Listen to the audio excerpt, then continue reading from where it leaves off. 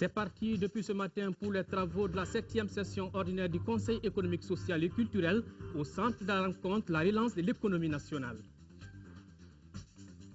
Ils disent agir au nom de l'islam, mais le masque est tombé. Les forces armées de sécurité du Mali ont perquisitionné les logements des terroristes. Résultat, la découverte de l'argent de la drogue.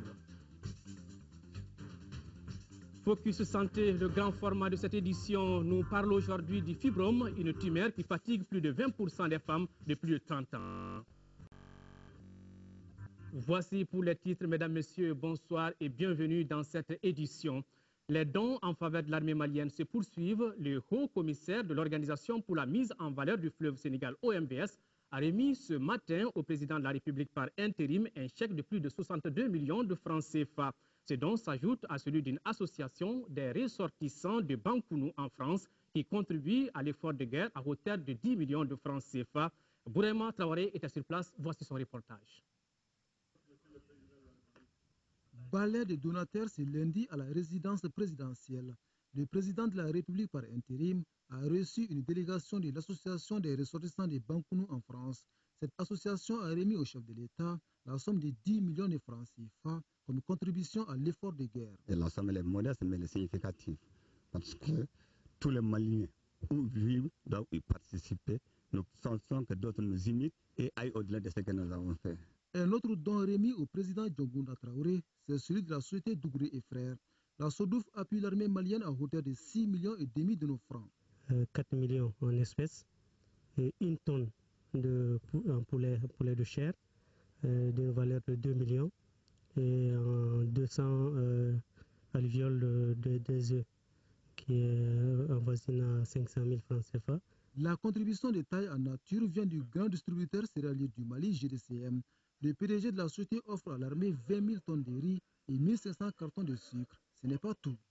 On a vu nécessaire de donner 20 000 cartons pendant 4 mois de biscuits. Et on a fait une remise exceptionnelle de 50 000 francs la tonne au lieu de donner à 350 000.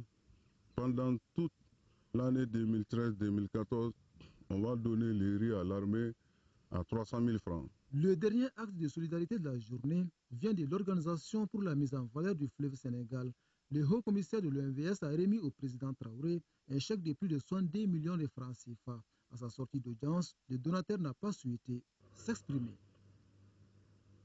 Audience à la primature, le Premier ministre Django Sissoko a reçu aujourd'hui le ministre délégué en charge des Français de l'étranger. À la tête d'une forte délégation, Mme Hélène Conway est porteuse des messages de soutien à l'endroit de quelques 6 000 Français résidant dans notre pays. Nous l'écoutons à sa sortie d'audience au micro de Awoy Touré. Ma visite est dans la continuation de la visite de François Hollande, qui est venu au Mali avec un message à la fois d'amitié et de confiance au peuple malien, qui traverse une période très difficile, mais qui a beaucoup de courage, qui montre beaucoup de courage. Et les forces françaises sont aux côtés des forces maliennes, mais le programme est beaucoup plus complexe maintenant pour le Mali. C'est à la fois retrouver son intégrité territoriale, mais aussi reconstruire un état de droit et puis aussi engager un dialogue qui est très important de réconciliation nationale. Donc nous avons abordé tous ces points-là et bien sûr je suis venue pour parler de sécurité des Français, de nos ressortissants ici, puisque je suis ministre délégué chargé des Français de l'étranger, c'est donc un thème qui m'est cher. Et ce que j'ai vu depuis hier, c'est que nos Français sont installés au Mali depuis longtemps. Ils traversent la crise aux côtés des Maliens et ont bien l'intention de continuer à être au Mali demain. Donc je suis rassurée quant aux mesures qui sont prises ici par les autorités maliennes pour assurer la sécurité de nos ressortissants. Et puis une ville de Bamako où je vois quand même un certain calme et une grande sérénité, une vie normale, on m'a dit, et je ramène ce message-là à Paris. Ils ont le moral, vos compatriotes vivant ici au Mali? Oui, absolument, sinon ils seraient partis. Ils courbent le dos comme les Maliens, la situation est difficile, mais chacun a un bon espoir que la sortie est pour bientôt. Nous restons toujours avec les étrangères chargées des Français de l'étranger qui a animé cet après-midi une conférence de presse. C'était dans les locaux de l'ambassade de France au Mali. de cette conférence de presse, on retiendra la tenue d'une réunion de la mise en place de l'aide publique au développement avec le Mali. La conférence a également parlé du retour très prochain des entreprises françaises dans notre pays qui avaient suspendu leur activité depuis le mois de mars dernier. Reportage Mohamed Diarra.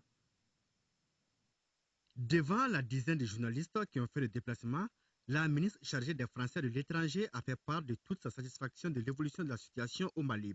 Une situation relative aux échanges qu'elle a eus avec les autorités maliennes et les représentants des entreprises françaises au Mali. Ces derniers qui avaient suspendu leurs activités au Mali suite aux événements de mars 2012 sont prêts à les reprendre. La France est convaincue que la feuille de route élaborée par le président de la République par intérim est une solution pour sortir le Mali de cette période difficile. Toutefois, la conférencière n'exclut pas l'hypothèse du dialogue entre les Maliens. Le Nord a besoin de parler avec le Sud, de faire en sorte que le Mali puisse avoir cette intégrité territoriale qui soit bien fixée et que chacun ait pu jouer son rôle et sa part dans cette réconciliation. Autre bonne nouvelle annoncée par la ministre française, c'est la reprise de l'aide publique au développement avec le Mali. Et la décision est attendue ce mardi 5 février au cours d'une réunion entre les Européens. Cette réunion doit concrétiser cette volonté des Européens et pas simplement de la France à venir en aide au Mali, aide qui avait été stoppée parce que, vous connaissez les raisons. Donc demain doit être décidée en effet la relance de cette aide publique qui est nécessaire parce que quand on parle de sécurité, eh bien, on parle d'économie aussi, les deux sont intimement liés. La ministre a évoqué la décision de la fermeture des établissements scolaires français au Mali. Elle explique cette décision par des mesures de sécurité. La ministre a conclu ses propos en ces termes, je cite, « C'est ensemble que les Maliens pourront relever le défi de la reconstruction ». La France, aux côtés du Mali, des parlementaires français étaient à l'Assemblée nationale aujourd'hui. Après leur entretien avec le président par intérim de l'institution, les visiteurs du jour ont rencontré les députés maliens. Au menu des échanges, la consolidation du processus démocratique, une fois l'intégrité territoriale recouvrée. En clair, il s'agissait de voir comment renforcer d'une part la coopération entre parlementaires français et maliens et d'autre part construire une collaboration solide entre les sociétés civiles des deux pays. Donc nous écoutons le député de la 9e circonscription des Français de l'étranger qui nous donne plus de précisions sur ces deux rencontres. Il est au micro de Ramata Konati. De rencontrer les parlementaires, nos amis parlementaires qui sont maintenant engagés dans une deuxième phase, qui est une phase de reconstruction politique avec la feuille de route pour des élections et qui sont très très importantes parce que ça montre que après la reconquête du Nord, ce qu'il faut c'est redonner à l'ensemble des Maliens confiance dans l'espoir de voir la démocratie se remettre sur pied. Et donc on voulait délivrer un message de solidarité, de soutien et dire aussi que les parlementaires français sont aux côtés des Maliens dans tous les domaines qui seront possibles pour faire en sorte que le Mali franchisse cette nouvelle étape sereinement, démocratiquement, comme c'est attendu par tous les Maliens. C'est dans cette idée de coopération parlementaire, de faire en sorte que les deux assemblées puissent travailler ensemble et surtout faire en sorte que la société civile, parce que nous représentons la société civile française et la société civile du Mali puissent coopérer ensemble et travailler ensemble. Je vous l'annonçais dans les titres, c'est ce matin que les travaux de la 7e session ordinaire de la 4e mandature du Conseil économique et social culturel ont commencé au siège de l'institution à Koulouba. La relance de l'économie nationale était au centre des travaux. À travers cet exercice institutionnel, les forces vives et de tous les acteurs du développement, le Conseil entend faire des propositions au pouvoir public en vue d'un développement harmonieux. Le compte rendu, c'est avec Mamari Koni. Les crises sécuritaires et institutionnelles que traverse notre pays depuis quelques mois ont précipité l'effondrement du tissu économique. Certaines entreprises ont mis la clé sous le paillasson, ce qui a poussé plusieurs travailleurs au chômage. L'hôtellerie et l'artisanat n'ont pas été épargnés. Pour apporter des réponses précises aux interrogations, le Conseil économique, social et culturel, en partenariat avec le programme des Nations Unies pour le développement, a jugé opportun de débattre de la relance de l'économie nationale. Il s'agit d'une invitation à un exercice institutionnel, républicain des forces vives et de tous les acteurs du développement dont les activités consistent à créer des richesses et en assurer le partage pour le grand bonheur des populations. Il nous faut aussi ramener la joie dans les familles et permettre qu'un sourire rajeuni éclaire de nouveau le visage de l'orphelin, de la veuve ou du veuf, et pourquoi pas soigner la blessure de ceux et de celles dont l'intimité et la dignité ont été violées. Au nom du Premier ministre, le ministre du Travail de la fonction publique chargé des relations avec les institutions a félicité le Conseil économique, social et culturel pour son souci d'apporter des solutions aux problèmes que connaît notre économie nationale. Nous sommes prêts à écouter les acteurs, à connaître leurs difficultés, à voir qu'est-ce qu'on peut faire pour que, comme je l'ai dit, cette spirale soit enrayée, qu'on reprenne le cercle vertueux de l'investissement, de la création d'emplois, de la création de la richesse. Abordant le thème de la présente session, le ministre de l'économie, des finances et du budget a brossé l'état de notre économie. Il a aussi rappelé les mesures prises par le gouvernement pour contenir les effets de la crise. Nous devons tous nous convaincre également que la relance de l'activité économique et la croissance dépendront beaucoup plus de la performance des entreprises, notamment en termes de productivité et de capacité managériale, que de dérogations fiscales ponctuelles qui sont source de distorsion dans la compétitivité globale de l'économie. Plusieurs communications ont été faites à l'ouverture des travaux par quelques institutions de la République. Il s'agit de l'Assemblée nationale, de la Cour suprême, de la Cour constitutionnelle et du Haut Conseil des collectivités. Les intervenants ont tous insisté sur la pertinence du thème de cette 7e édition ordinaire du Conseil économique, social et culturel, dont les travaux dureront 2 semaines.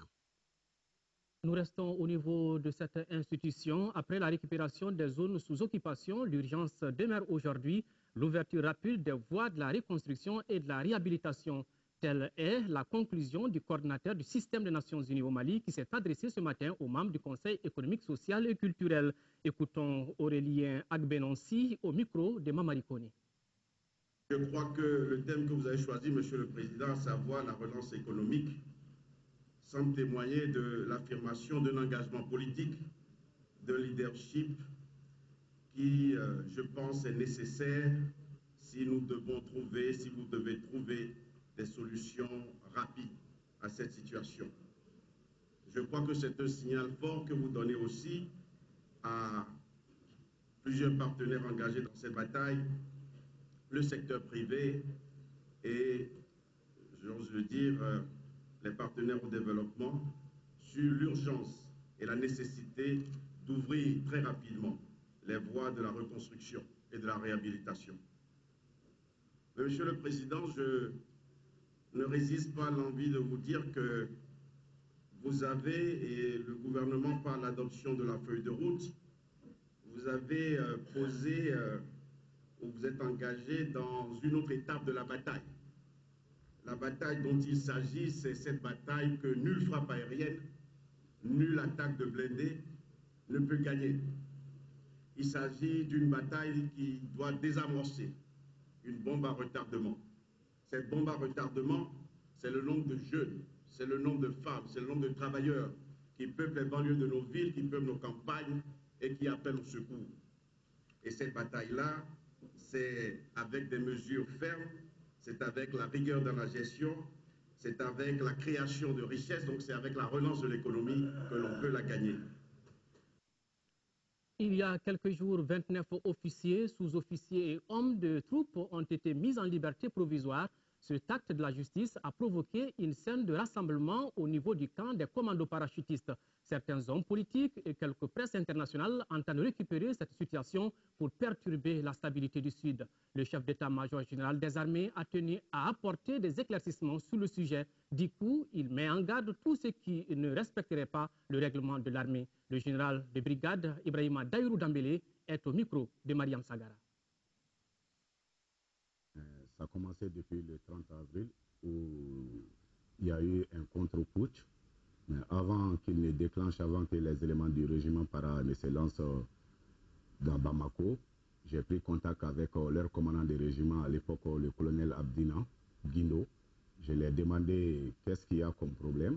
Il dit que ces éléments se sont révoltés et qu'ils veulent monter à Kati. Et si c'est ce qui est la réponse à vos problèmes, montez là-bas et laissez Bamako tranquille. Mais depuis mon arrivée, je vous ai dit que j'ai besoin de ce régiment pour renforcer mon effectif sur le terrain. Aujourd'hui, le Mali n'a pas besoin de tout ça. Il faut inviter vos éléments à rentrer dans les casernes. Malheureusement, 2 heures après, c'est le même colonel qui appelle pour dire qu'il a le contrôle de l'ERTM. En faisant quoi? En tuant les forces de sécurité de la garde nationale qui avaient la sécurité de l'ERTM et prendre l'ERTM sous son contrôle et ensuite continuer sur l'aéroport et tuer les éléments de l'armée de l'air qui avaient ce contrôle. Et en ce moment, il nous a appelé pour nous dire qu'il a le contrôle de l'ERTM et de l'aviation.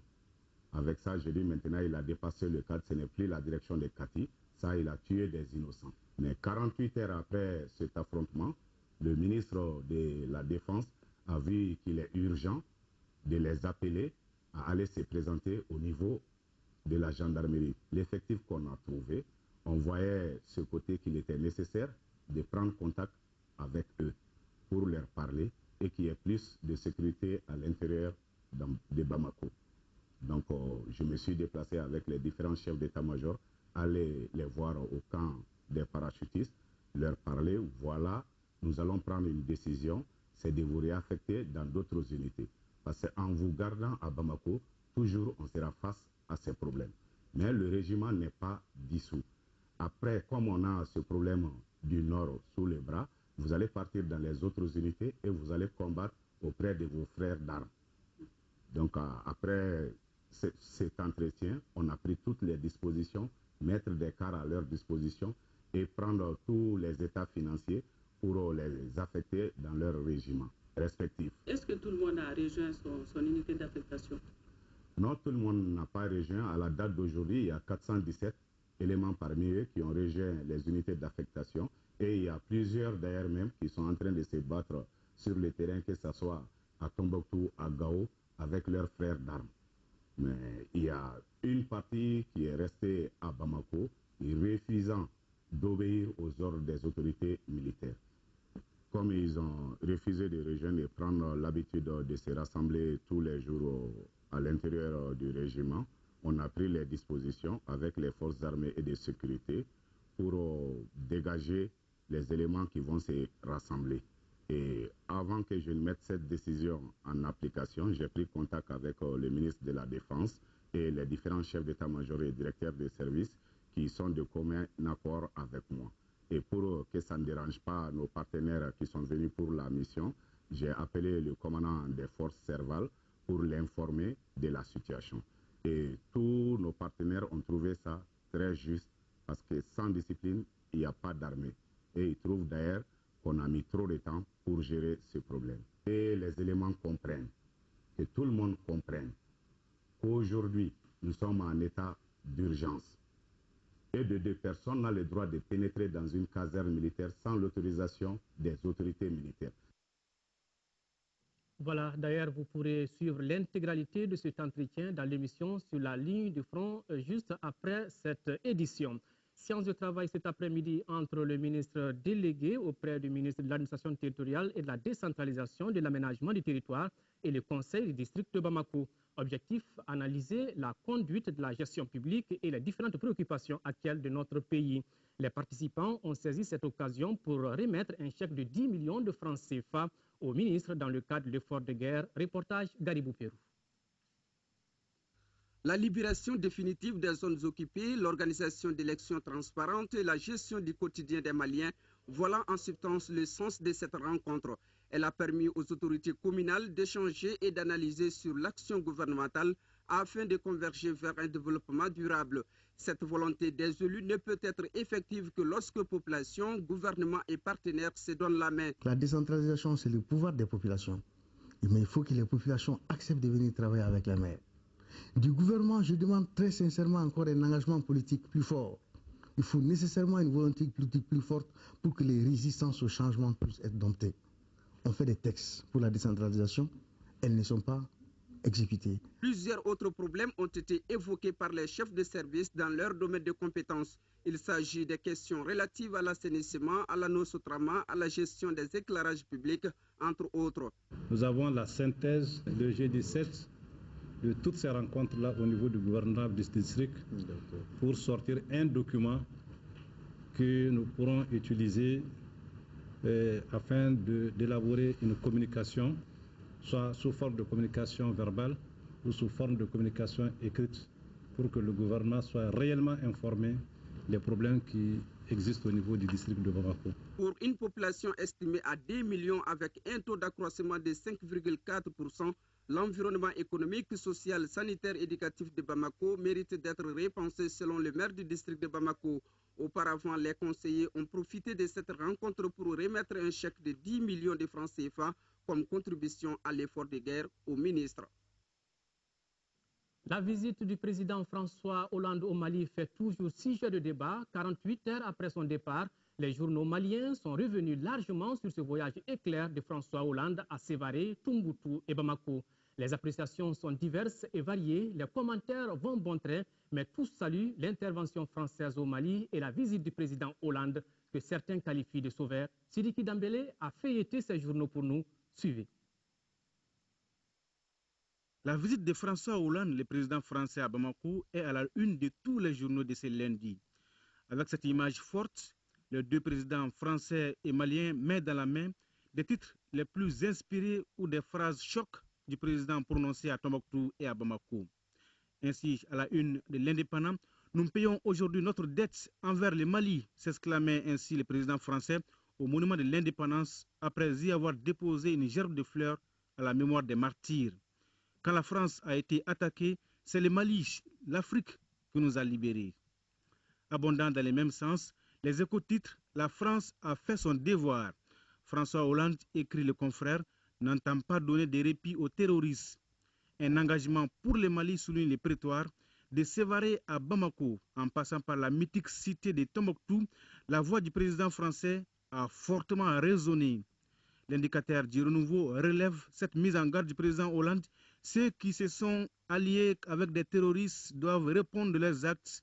22 septembre enchaîne, les terroristes et associés doivent répondre de leurs crimes. C'est pourquoi Nouvel Horizon voit en François Hollande les libérateurs. Les Tombouctiens ont dit merci à Papa François Hollande. Papa, oui, mais aussi le 334e saint de la cité mystérieuse. Les Républicains, lui, voient en cette visite du président Hollande un soutien à la feuille de route du gouvernement.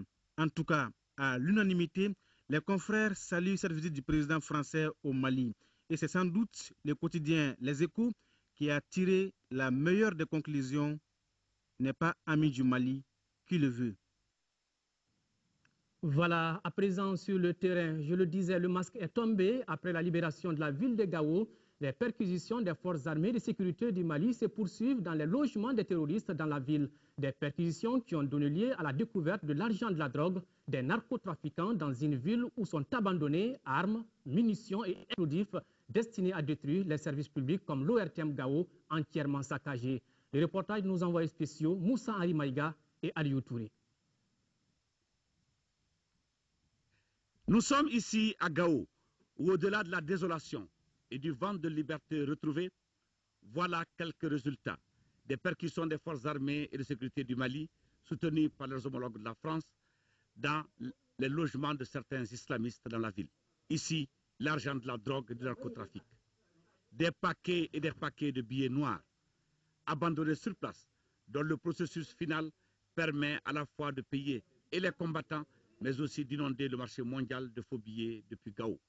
Ça, c'est la preuve que les combattants étaient payés. Les bénéficiaires, c'était Al, Haider, Yahia, Ag, Olog. Voilà, il a signé et ça, c'est la preuve. Ces documents, ils recevaient, ils démargeaient ici. Voilà la liste. Ça, c'est une liste. Al-Hussein Karo, Al-Kay. Tout ça, c'est des listes, c'est écrit en arabe. Sur ces états de paiement sont visibles des émargements de bénéficiaires avec des montants importants dont certains perçoivent plus de 50 millions de francs. De quoi justifier ce projet terroriste et la mise déjà en circulation de compagnies de transport. Alors que de l'autre côté, comme avec ce panier à roquettes, des armes et des munitions de destruction inondent la ville pour tuer nos forces armées de sécurité, nos paisibles populations et détruire nos infrastructures publiques. Ici, les locaux de l'ORTM, l'Office de radio-télévision de la région de Gao. et dont seuls les murs témoignent encore de la dimension de la furie destructrice du MNLA et de ses alliés, venus pourtant à Gao, selon eux, pour développer le nord du Mali.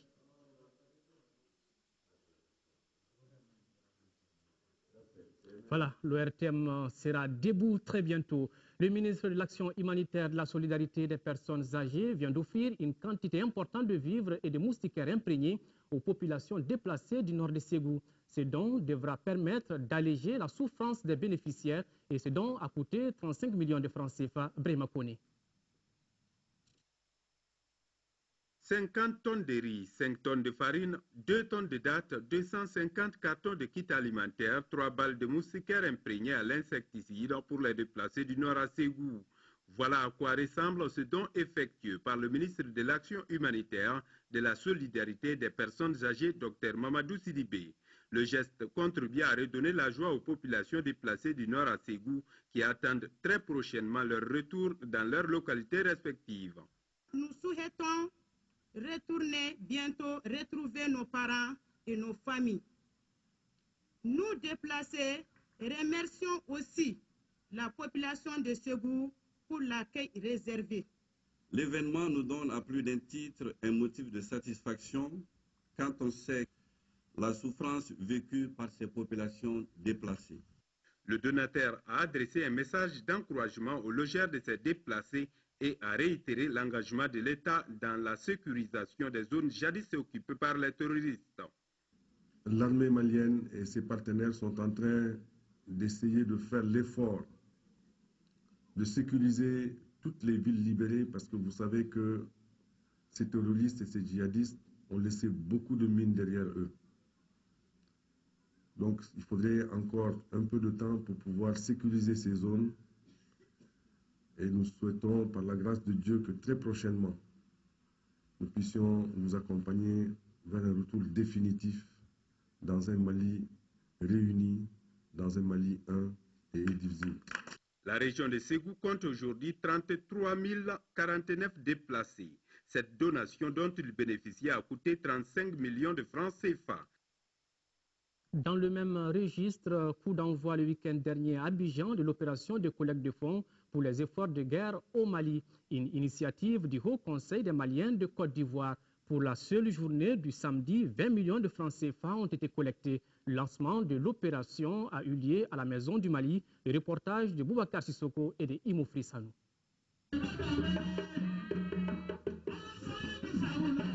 Contribuer à l'effort de guerre est un devoir patriotique. Comme dit l'adage, aide-toi, le ciel t'aidera. Les Maliens de Côte d'Ivoire ont fait la leur cette maxime en mettant la main à la poche pour venir en aide à l'armée malienne en cette période de guerre. Cette collecte s'étend sur un mois et les points de dépôt sont identifiés. Pour cette première journée, 20 millions de francs CFA ont été récoltés par les organisateurs. Cette grande mobilisation démontre d'une part de votre engagement patriotique et d'autre part du témoignage de la grande amitié de tous les frères pays ressortissants de la CEDEAO à l'endroit de notre pays.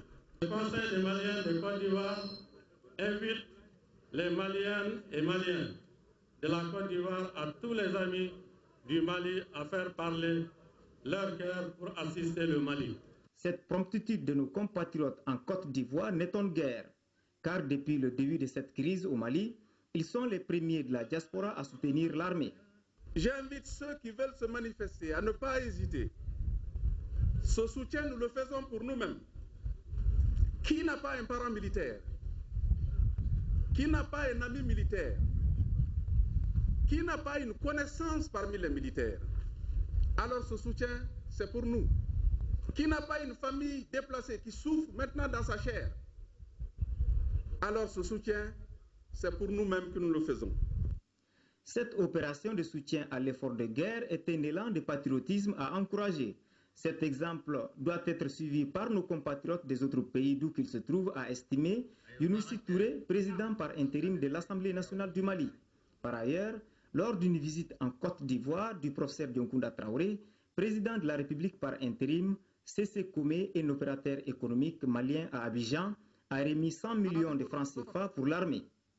Cette mobilisation collective en faveur de l'armée est une réponse à l'appel du président Traoré suite à l'attaque de la ville de Konan par les djihadistes. Une prière en faveur de la paix a mis fin à la cérémonie. D'un soutien à un autre, l'association Colomba et l'association de la Voix du Mali, en partenariat avec la mairie d'Aubervilliers, ont organisé une marche de soutien au peuple malien le week-end dernier. Soutenir l'intervention de la France, saluer les armées africaines et dénoncer l'imposture du MNLA, tel était au centre donc de cette rencontre. Une manifestation qui a enregistré la participation de Mme Elisabeth Guigou, députée PS et présidente de la Commission des Affaires étrangères de l'Assemblée nationale française. Maganfine Konaté a suivi cette manifestation. Voici son reportage.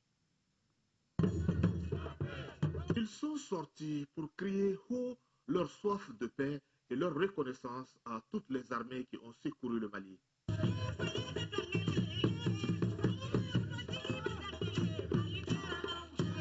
Merci beaucoup à l'armée malienne, à l'armée française et à l'armée de la sous-région africaine. Parmi les soutiens à cette manifestation, une forte communauté africaine, mais aussi la présidente de la Commission des Affaires étrangères de l'Assemblée nationale française, Elisabeth Guigou, a fait ses vœux.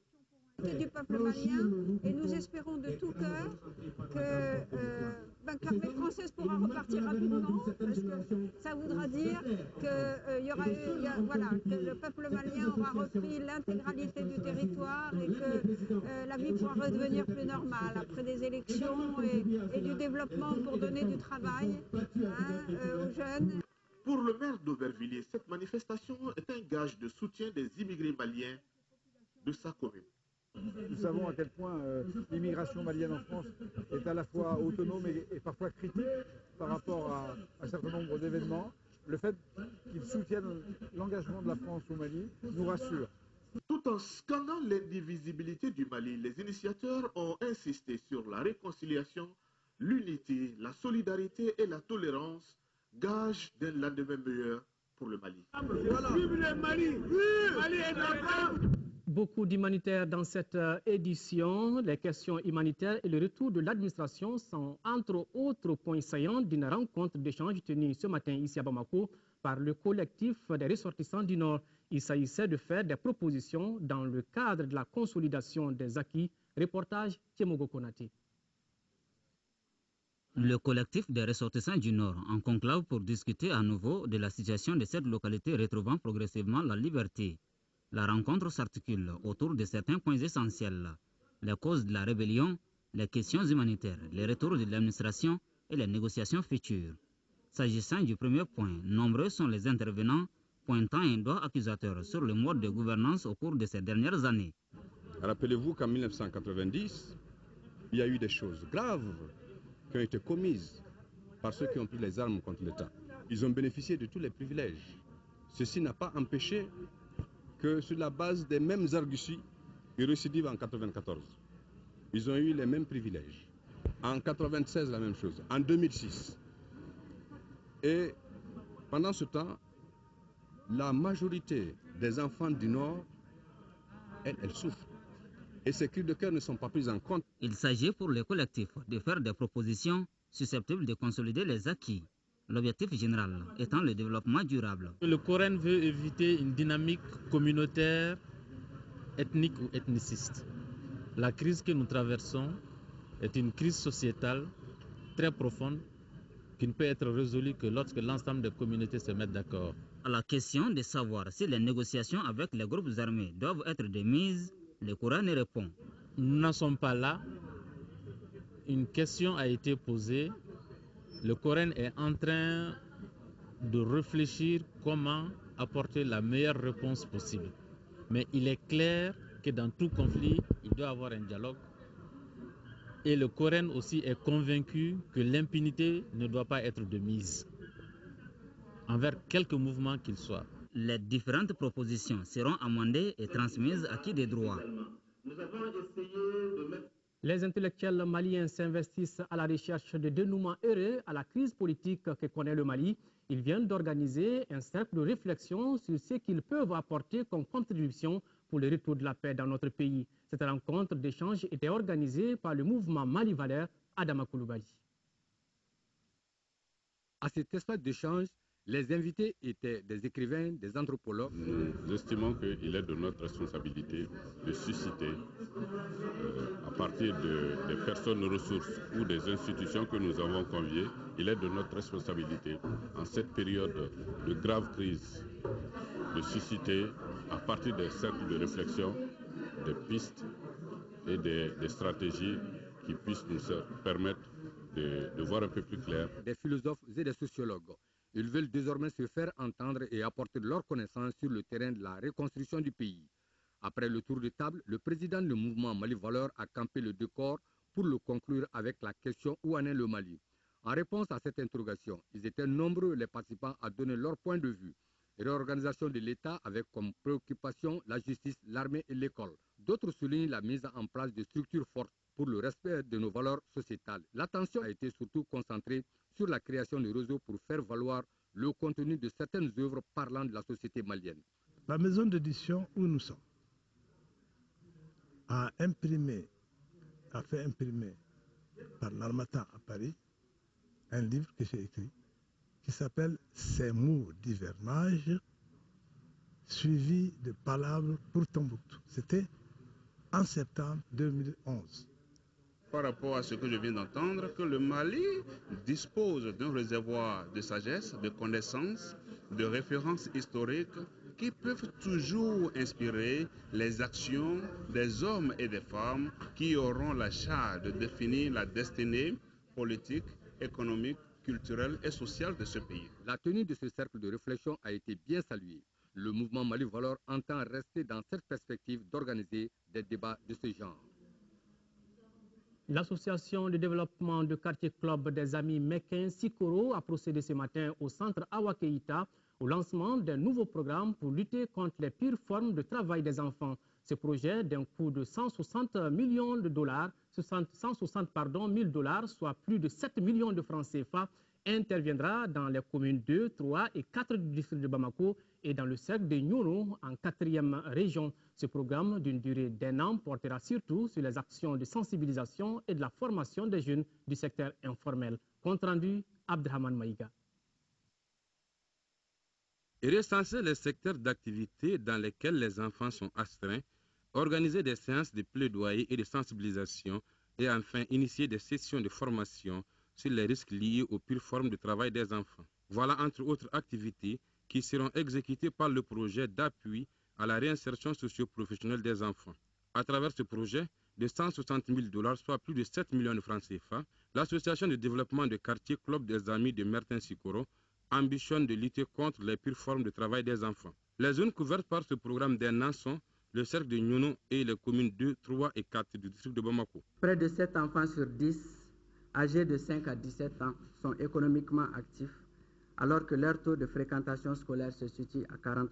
Quelle que soit la forme de travail exercée, les enfants sont exposés à une pluralité de dangers qui sont d'ordre mécanique, physique, chimique, ergonomique ou autre. Ils travaillent durant de longues heures au soleil sans aucune mesure d'hygiène et de sécurité. En initiant ce projet, l'association de développement Cercle des Amis de Mertin Sikoro vise un certain nombre d'objectifs. Il s'agit notamment du renforcement des capacités des partenaires locaux sur les conséquences liées aux pires formes de travail des enfants, de soutenir les programmes visant à réduire et à prévenir le travail des enfants et enfin de permettre une intégration des connaissances acquises dans les discussions de planification du secteur éducatif. C'est un programme qui s'étend sur 10 mois. Il y aura la sensibilisation, le volet sensibilisation, il y aura le volet formation professionnelle, il y aura aussi la vaccination parce que c'est des enfants qui sont exposés à toutes sortes de risques. Pour atteindre ces objectifs, le programme prévoit dans un premier temps de toucher environ 600 jeunes dont 300 filles par les activités de sensibilisation et de formation sur les conséquences des pires formes de travail des enfants. Parmi ces 600, 200 jeunes dont 100 filles et 100 garçons âgés de 14 ans exerçant dans le secteur de l'économie informelle urbaine seront retirés des pires formes de travail et bénéficieront à cet effet des actions de formation professionnelle. Le Mali, à l'instar de la communauté internationale, commémore ce lundi 4 février la journée mondiale de lutte contre le cancer. Le thème retenu pour cette édition est « Prévenir le cancer, c'est possible ». Malgré l'existence de traitements et de mesures préventives, le cancer fait plus de 7,6 millions de décès et plus de 12 millions de nouveaux cas par an à travers le monde. À l'occasion de cette journée, le ministre de la Santé, Soumana Makadji, a fait une déclaration dont nous vous proposons un extrait au micro de Fademba Keïta. L'Union internationale contre le cancer rappelle que 20% des cancers diagnostiqués sont attribuables à des infections virales ou bactériennes. Pour l'essentiel, 4 agents infectieux sont susceptibles de provoquer un cancer. Le virus de l'hépatite B, le virus de l'hépatite C, le cancer du col de l'utérus et le cancer de l'estomac. La proportion des cancers liés à une infection est 3 fois plus grande dans les pays pauvres, 26%, que dans les pays développés, 8%. Cette journée de prévention est aussi l'occasion de revenir sur l'importance du mode de vie pour lutter contre la maladie. Il s'agit des précautions très simples.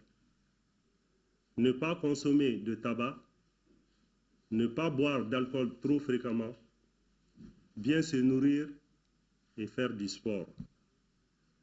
Ces dispositions permettraient aussi de réduire de 40% le nombre des cas de cancer. Le tabagisme à lui seul est à l'origine d'environ 1,5 million de décès dus au cancer chaque année. Depuis quelques années, notre pays a réalisé des avancées significatives en matière de lutte contre les cancers. On peut citer, entre autres, l'introduction du dépistage du cancer du col de l'utérus dans le paquet minimum d'activité, l'existence d'un centre de prise en charge des cancers invasifs du col utérin au CHU Gabriel Touré, le traitement du cancer par la chimiothérapie au CHU du Point G, il se soigne et des mesures de prévention existent.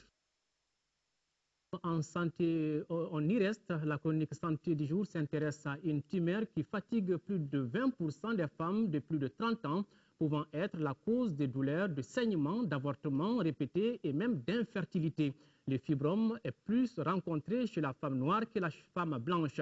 Une femme peut en avoir une ou plusieurs et les médecins ne cherchent à l'enlever que quand il commence à causer des problèmes. Focus Santé, une réalisation de Kessira Emmanuel Dambélé.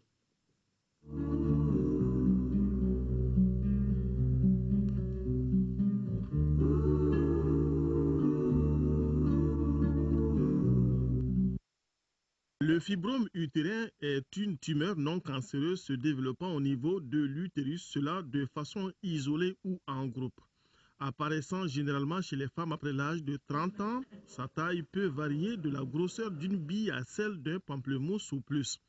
Voici par exemple les images de quelques fibromes enlevés ces dernières années à l'hôpital Gabriel Touré de Bamako. 20% des femmes de 30 ans qui n'ont pas d'enfants ont un ou plusieurs fibromes et dans la population féminine, 1 à 4% des femmes enceintes ont un fibrome. Pour ce qui est de l'origine de cette tumeur, peu de facteurs sont reconnus avec certitude. Le fait de ne pas avoir d'enfants est un facteur de risque.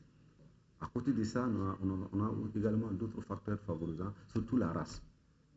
On a constaté que la femme noire fait 3 à 4 fois plus de fibromes que la femme blanche. Également, nous avons d'autres facteurs, surtout au niveau de la filiation. Voilà. Nous avons des facteurs familiaux qui sont là, les prédispositions génétiques qui peuvent aussi conférer vraiment à l'avènement de ces fibromes-là. À cela s'ajoute l'obésité. Par ailleurs, la présence discontinue de certaines hormones favorise l'apparition du fibrome. Ainsi, en fonction de leur localisation, les fibromes se classent en 3 groupes. Ceux qui se logent dans la paroi de l'utérus, ceux qui croissent vers l'extérieur et ceux qui siègent dans la cavité utérine elle-même.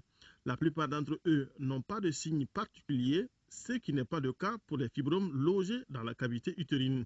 Si c'est à l'intérieur sous-muqueux, la femme, le plus généralement, elle va avoir souvent des douleurs, parce que c'est une douleur chronique, c'est-à-dire elle va avoir toujours mal au ventre. À chaque fois, elle se plaint de ces douleurs-là. Ou bien, elle va faire des saignement à répétition. À chaque fois, la femme se dit, à chaque fois j'ai mes règles, chaque fois j'ai mes règles. En dehors des menstruations. En dehors des menstruations, effectivement. Donc, les règles vont s'approcher pour elle, c'est des règles. Donc, dès qu'on voit comme ça, c'est ça qui va l'inciter à venir consulter le médecin. Et c'est là où on va voir des signes cliniques. Mais le diagnostic réel, définitif, est posé par l'échographie. En fonction de sa localisation et de sa taille, le fibrome utérin, même s'il est qualifié de bénin, peut créer des désagréments. Le fibrome peut, d'abord, par les saignements que j'ai dit, entraîner l'anémie. Et l'anémie là peut être sévère lorsque les saignements sont abondants et à répétition. Donc, c'est dans ces contextes que ces femmes anémiées viennent nous voir et qu'il faut faire la prise en charge immédiate de cela. En dehors de ça, la douleur aussi est une complication où à chaque fois la femme se plaint de cette douleur et ne peut même pas travailler. Mais en dehors de ça, vous avez des complications surtout sur la fertilité de la femme. Également, ces mêmes fibromes, lorsque la grossesse est là, ça peut aller au terme, mais ça peut compliquer l'accouchement. De la taille et de la localisation dépend la prise en charge qui peut aller de la gestion de l'anémie provoquée par les saignements à l'intervention chirurgicale en passant par la gestion de la douleur que la tumeur peut provoquer à un certain stade. Tout compte fait, les médecins disent qu'on n'enlève pas un fibrome muet, autrement dit, on n'opère pas un fibrome qui n'a pas commencé à gêner.